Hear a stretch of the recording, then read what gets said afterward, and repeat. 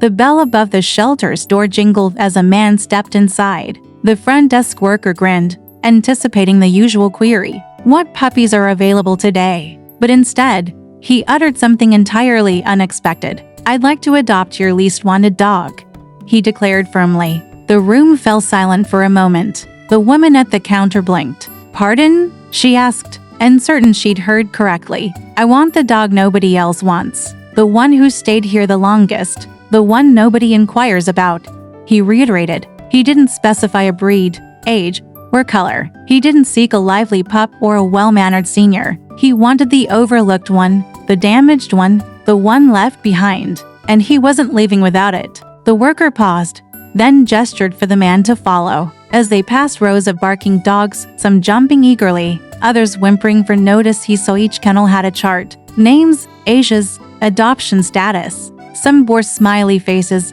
marks of volunteers championing their favorites. They halted at the final kennel, tucked in a shadowy corner like an afterthought. Inside lay a large German shepherd, motionless on the cold concrete. His coat was patchy, his gaze dull. He didn't stir, didn't bark, didn't even raise his head as they approached. "This is Shadow," she said quietly. "He's been here nearly 2 years. Came in with signs of mistreatment. People skip him because he growls sometimes. He doesn't trust easily. Frankly, we gave up trying to place him." The man knelt down. Shadow lifted his head just enough to meet his eyes. No tail wag, no spark of hope, gestures of pain buried deep. "I'll take him," the man said without pause. The worker blinked, unsure she'd heard correctly again. "You're certain?" "Absolutely."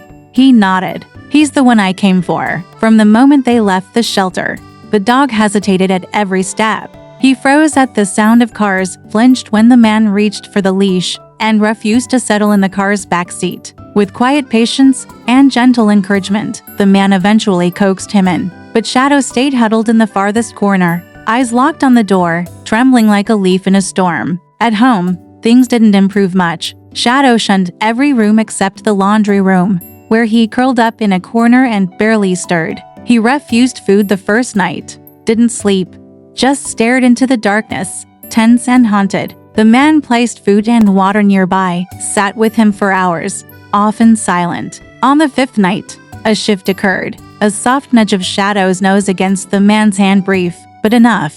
It wasn't trust. Not yet.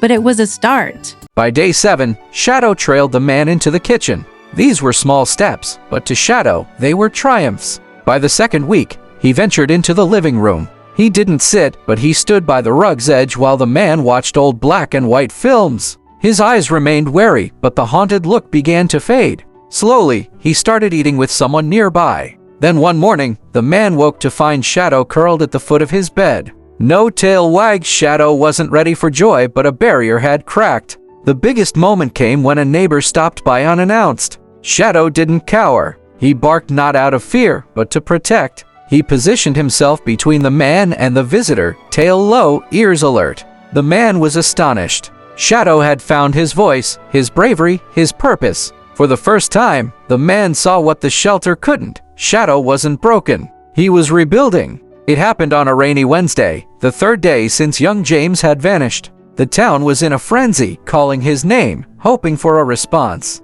Every corner had been searched, but James was nowhere to be found. People feared the worst. While walking near the town square with his owner, Shadow suddenly began to bark loud, sharp barks, one after another. The sound rang through the air, drawing everyone's attention. His owner called to him, but Shadow wouldn't stop. He paced frantically, eyes wide with urgency. Then he bolted, racing through the streets, tail raised. The crowd followed, curious and anxious, wondering what drove the dog's behavior. Shadow's paws struck the ground with purpose as he led the way, never slowing. The townsfolk hurried after, hope rising in their hearts. Finally, Shadow stopped before an old, abandoned building, a creepy, crumbling structure on the town's outskirts. He sniffed the air, then barked again, his voice echoing in the silence. As the crowd gathered, they found James unconscious, lying still on the cold ground, but breathing. Without delay, they rushed him to the hospital, and thanks to Shadow's remarkable instincts, James was saved. News of Shadow's heroism spread quickly. Local papers ran the story with headlines like "Unwanted Dog Turns Town Hero" and "Rescue German Shepherd Saves Lost Boy." They couldn't believe this was the same dog once overlooked in a shelter's corner deemed unlovable.